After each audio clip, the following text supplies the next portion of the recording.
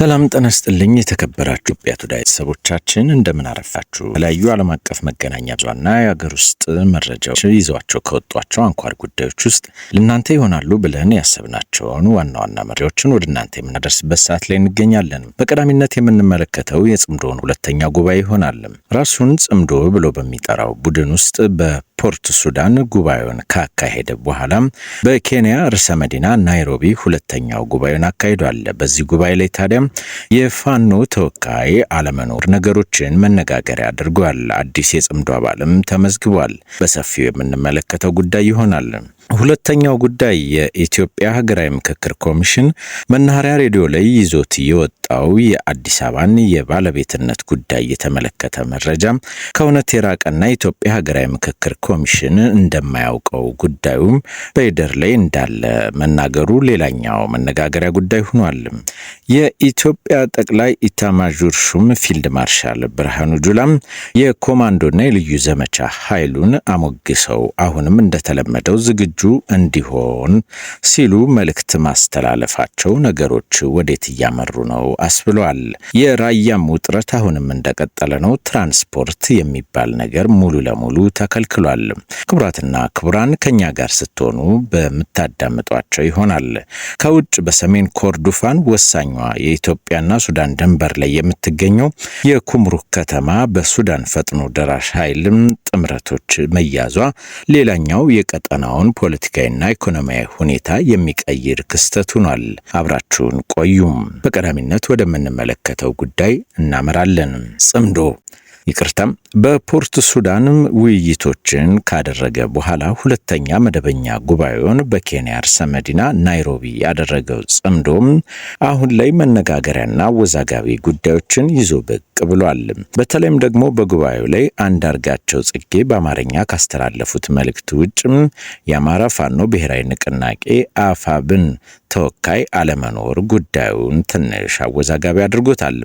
በዚህ ጉባኤ ላይ በተለይም ደግሞ አባላቱ እንደተናገሩት ከሆነም ዋና ዓላማቸው የፌዴራል መንግስትን መጣል፣ ከዛ በኋላ ቀሪ ጉዳዮችን በውይይት የሚሉት ጉዳዮችም አሁንም መነጋገሪያ የሆኑ ጉዳዮች ልባት ያልተገኘላቸው ነው። በዚህ ጉባኤ ላይ የኦጋዴን ነጻ አውጭ ግንባር ኦብነግ መገኘቱና የጽምዶን አባልም ተቀላቀለ መባሉ ሌላኛው ክስተት ሲሆን የኦብነግ ዋና መሪም ንግግር አድርገዋል። በንግግራቸውም በተለይም ደግሞ የኢፌዴሪ ጠቅላይ ሚኒስትር ዶክተር አብይ አህመድን አስተዳደር መገልበጥ የሚለው ጉዳይ ላይ የጋራ መስማማት መሆኑን የገለጹ ሲሆን ከዛ በኋላ ባሉት ሁኔታዎች ግን በልዩነት እርስ በርስ በመነጋገር እንስማማለን ሲሉም ተደምጠዋል። በዚህ ጉባኤ ላይ በአማርኛ አቶ አንዳርጋቸው ጽጌ ተጋብዘው ንግግር ያደረጉ ሲሆን የትብብር ማዕቀፉ ከውይይት ባለፈም በጋራ ስለሚደረጉ ዘመቻዎችና እርምጃዎችም አሁን ላይ ትብብር የሚደረግበት ሰዓት ነው ሲሉ መናገራቸው በብዙዎች ዘንድ መነጋገሪያ ክስተት ሆኗል። የፋኖ ተወካዮች በዚህ የናይሮቢ ጉባኤ ላይ አለመገኘታቸው ግን ጥምረቱ ወዴት እያመራ ነው? በዚህ ጉዳይ ላይ የእነ አስረስ ማረ ዳምጤን ንግግር በከፍተኛ ሁኔታም እንዲጠበቅ አድርጎታል። አዲስ አበባ የአዲስ አበባን የባለቤትነት ጉዳይ በሀገራዊ ምክክር ኮሚሽን መምጣቱ ከብዙዎች ዘንድ ተቀባይነትንም አላገኘም፣ ከመጀመሪያውም ስህተት ነበር ሲሉ ብዙዎች ሲኮንኑ ቆይተዋል። አሁን ላይ ደግሞ የኢትዮጵያ ሀገራዊ ምክክር ኮሚሽን በትናንትናው ዕለት ይፋ ያደረገው መረጃ እንደሚያመላክተው ከሆነም የአዲስ አበባን የባለቤትነት ጉዳይ በተመለከተ መናኸሪያ ሬዲዮ በማህበራዊ ትስስር ገጹ ላይ ያሰራጨው መረጃ ማለትም አዲስ አበባ በፌዴራል መንግስቱ ርዕሰ መዲናና የኦሮሚያ ክልል ዋና መቀመጫ ትሆናለች በሚል አብዛኛው ተወያይ ተስማማበት የሚሉት መረጃዎች በብዙዎች ዘንድ ቅሬታን መፍጠሩን ምክንያት በማድረግ በሰጡት መግለጫ የኢትዮጵያ ሀገራዊ ምክክር ኮሚሽን የአዲስ አበባና የድሬዳዋን ጉዳይ በተመለከተ በሂደር ያዘው እንጂ የተወሰነ ውሳኔ የለም፣ ልዩ ጥቅምም ሌሎች ጉዳዮችንም በተመለከተ በሌላ መንግስታዊ ውሳኔ ያስፈልገዋል ሲሉም መናገራቸው ነገሩ ከሀገራዊ ምክክር ኮሚሽን ወጥቶም ወደ መንግስት እጅ እንደወደቀ አሳይቷል። ይህንን ውሳኔ በተመለከተ ኦሮሚያ ሚዲያ ኔትወርክ ጋራ ውይይት ያደረጉት ጸጋዬ አራርሳም በመብትን ጉዳይ እንዴት ሰው አሳልፎ ለውይይት ይሰጣል? አዲስ አበባ የኦሮሞና ቀደም ባሉት ስርዓቶችም ፊንፊኔ ተብላ ትጠራ እንደነበር ሌሎች ጸሐፊዎች የጻፉትን መጽሐፍቶችን ዋቢ በማድረግ ሲከራከሩ ተደምጠዋል።